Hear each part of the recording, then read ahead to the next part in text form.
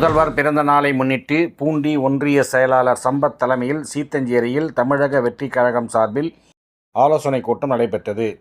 திருவள்ளூர் மாவட்டம் கும்மிடிப்பூண்டி சட்டமன்ற உறுப்பினர் எஸ். விஜயகுமார் அறிவுறுத்தலின் பேரில் பூண்டி ஒன்றிய செயலாளர் சம்பத் தலைமையில் சீத்தஞ்சேரியில் தமிழக வெற்றிக் கழகம் சார்பில் ஆலோசனைக் கூட்டம் நடைபெற்றது.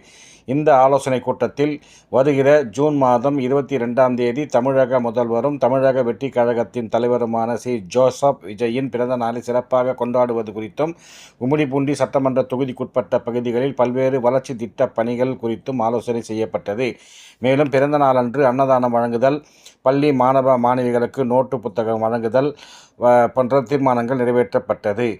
இதில் கட்சி நிர்வாகிகள் உறுப்பினர்களான Madhavi, R. Vinitha, R. Anitha, Jayanthi, P. Anitha, Ayyammal, Jegan, Thiyagu, Diwakar, Santhosh உட்பட பலர் கலந்து கொண்டனர்.